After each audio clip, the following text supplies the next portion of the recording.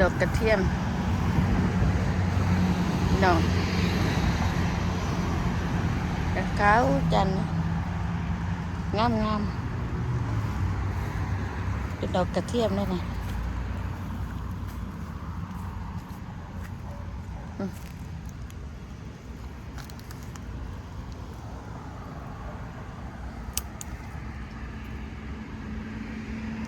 งามบ่พี่น้อง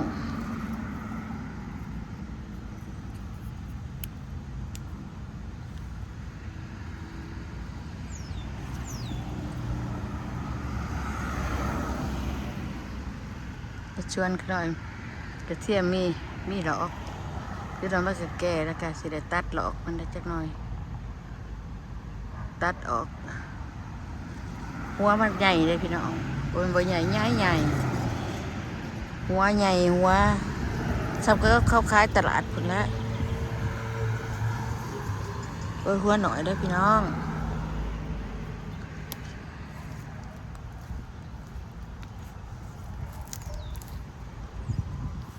ร้ายกันมากันร้ายอยู่ในสวนกันนะมันร้าย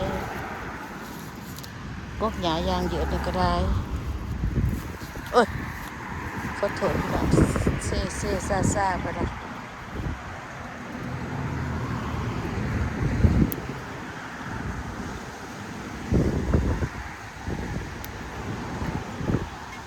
ลมมันนี่นะอากาศดีอากาศดีขนาดลมบีอากาศดีที่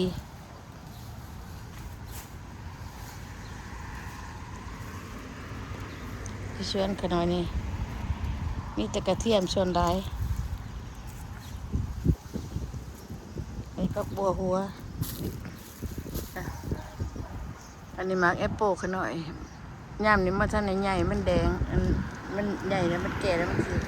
เป็นสีแดงมันยังน้อยท่านใหญ่ได้เติบอยู่แอปเปิลก็ได้เติบอยู่ไม่ได้เติบอยู่นอกพี่น้องต้นบริใหญ่คนบริใหญ่ไม่ใหญ่เดี๋ยวมันชุบจะพามากินพาพี่น้องมากิน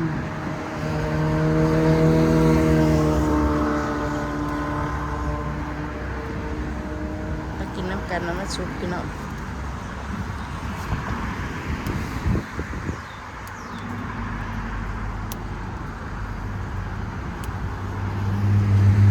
งานจะได้เกี่ยวกับปีลายแล้วก็ว่ายามันกล่องจะตัดออกเดี๋ยวกินแม่ก็กินมันชุบก็นวลบริสตัดเชื่อยใช่มันอยู่ทั้ง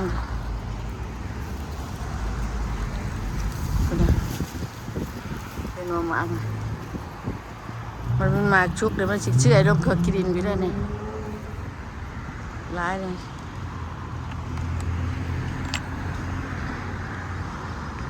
ชวนมักชะรีกันหน่อยงามพุ่งขึ้นมาเลยมักแตงมักเต่านี่คือมักแตงนะพี่น้องมักแตงเป็นดำมันนะมักแตงเป็นแตงขาง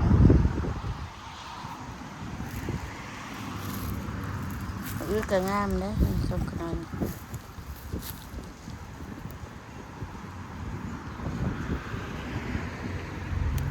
ก็งามก็ได้มาลกอันนี้น้ำตีนเหยียบจะตายไปน้ำมาอันนี้กันมักชะดีกับมักชะลอยกันใหญ่นะพี่น้องต้นนี้เราบ่ขึ้นเนาะไอ้จะได้ก็บ่ขึ้นเป็นจังไดยาบ่ได้ต้นนี้ขึ้นก็กินพี่น้องเลยงามว่างามบ่ขนาดปลูกเสร็จสิได้มักชะลอยพอได้กิน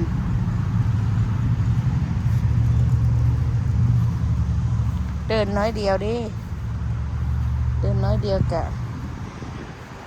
พออีตูนี่พอใส่แกงเลยนี่ ใส่แกงใส่เกลือกงได้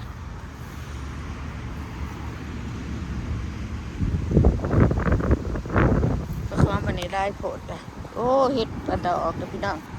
เด้เฮ็ดปวกได้พี่น้องเด้แต่ก่อนออกได้หลายดอกมื้อนี้เขาบอกออกแต่ละดอกนึงว่าเห็นดอกเดียวนี่แต่ก็ออก4-5ดอกไปใส่เบิดละ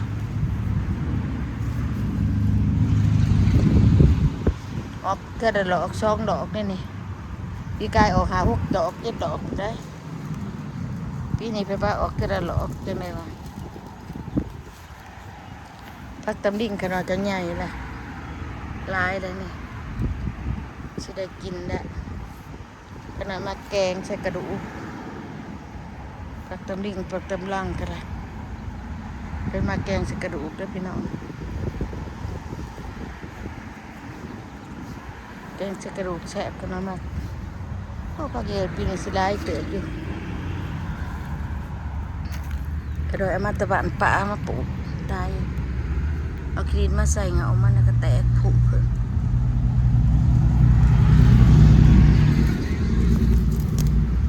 บ้านไก่ทางพี่น้องเลยกระตึกกระโคมรถ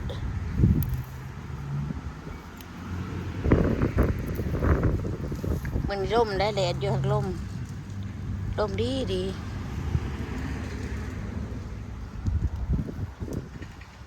อากาศดีเลิศแล้วตัวนี้เอาอันนี้มาใส่เลยนี่เด็ดดอกอันนี้ถิ่มเลยเพราะยังมันตกชะนีลายเด็ดดอกเพราะยังมันเกิดทั่วไปค่ะก็จะในมันถิ่มสิได้มาดอกตัดอันนี้มันถิ่มอยู่นี่เก็บออกตัดออก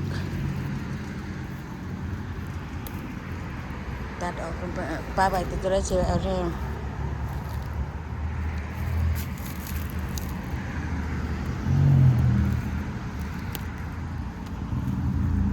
ตัวได้เชื่อเอาแนวเนี่ยเอาไว้อยู่เพราะว่าผู้ใหญ่มันเกิดได้ก็มันตกลงมันเอาเก็บพอท่านมันโดนแล้วก็โอ้มันไหลพี่น้องไหลดีหรอก็ผู้ใหญ่มันเกิดไหลปานนั้นไม่ยังเลยนะมะเขือขนอยนี่พวกเราเอาอันนั้นมาฉีดใบมันบ่มีเนื้อเจาะกินเลยกัดไปได้บ่ใหญ่นี่บ่ใหญ่นี่พวกน้ำกับมีแต่แม่กัดเจาะเพิ่นมีดอกมีหยังได้นี่มะเขือตะแดะดอกนี่มะเขือกระเดะกระโดดเกลือกระเดะเดี๋ยวนี้เป็นแนวนี้นะต้นยักษ์ถ่ายกระดิ่งเด่นออก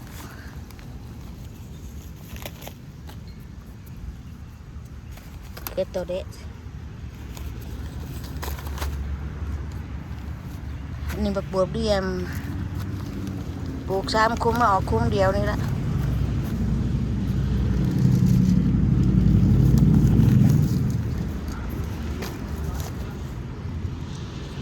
คุ้มเดียวก็กินบ่เบิดหรอก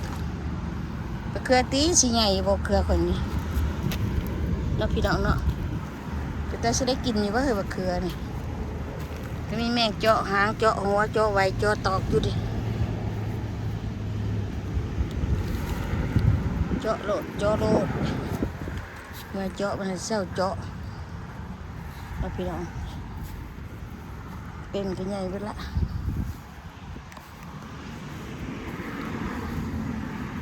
บางฮะอันนี้นะว่าปลูกไว้เจนี่2 ต้นปลูกไปโอ้ยบักเด่นนะก็เกิดแล้วสิกินออกกับบักหลายๆกระเทียมขนาดนั้นสิตัดเหยาะนั่นออกเดี๋ยวตัดหลอกมันออกก่อนมีเกณฑ์ก่อนสิจงไว้แต่ตัวใดมันใหญ่สิจงไว้ได้พักแพร่ปลูกเพิ่นน่ะใหญ่แล้วดิ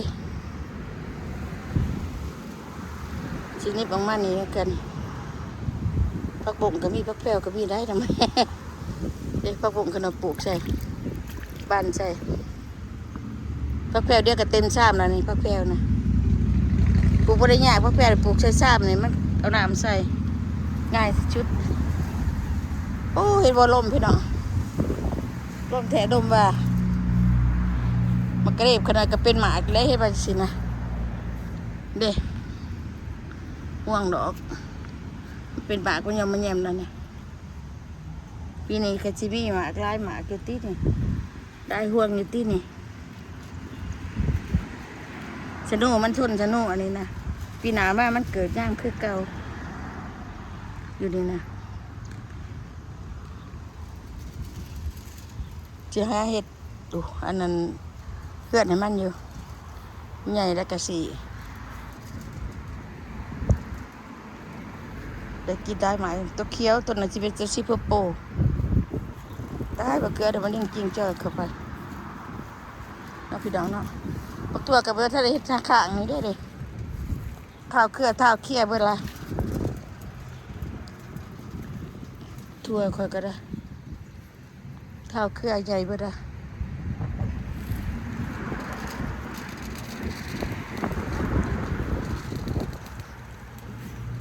อยู่นี่แล้วเห็ดบักปิ่นมึงดูพี่น้องปิ่นไปกิน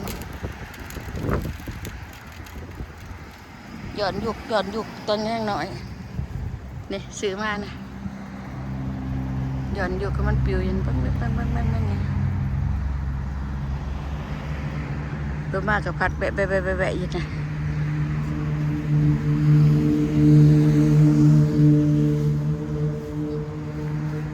โอ้ยแดดหอนลมอยู่เรื่องหอนปะเป็นหยหอนบ่เคพี่น้องจะดีไม่แห้งพี่น้องลมแห้งหักหอนอยู่จะนอนกับบักเซดีบักเซลอยใหญ่เพราะเพียงหน้าเอิกที่เก่าเดือน7 เดือน8เนี่ยเก็บบักเซลอยแล้วนะพี่น้องอันเก่าก็ยังกินมาเวิร์ดยังอยู่แต่บักเซลอยก็เอาไว้บางอย่างก็มากินยังได้ทงอยู่ปีกายก็ได้ไล่ทงอยู่ปีนี้ปลูกน้อยนึงปลูก3 แถว 4 แถวปลูกไว้กินเพื่อได้จากคณะบัวปลูกก็บางอย่างก็มีบอลสื่อได้บักสลอยนี่ก็ได้เคพี่น้ององรถอื่นนั่นเห็นบอลแนมไปมีแต่รถก็จะออกเดินงานลายโอ้ทอขาดได้มอนี่นะล่มขนาดก็กระบะสิเที่ยวเช่นนี้นั่นคุณดาวเท้าพี่ผัดท่านี่ผัดไปตลาดรถก็ได้เที่ยวรู้วันนี้นะวันอยู่พี่น้องเพื่อนขนอยไม่พออยู่ไก่ดาวอยู่กลางดาวเท้ามันก็ได้มีรถหลายเด้อรถปัดบืดอยู่นะรถไกลไปรถไกลมารถบกขาดใจรถแถวใจนี่เส้นนี้นะโอเคนะพี่น้องเอาอยู่ดีมีแห้งพี่น้องเอ้ยอย่าลืมกดไลค์กดแชร์กดติดตามนะพี่น้องเด้อเพื่อเป็นกำลังใจเอาบาย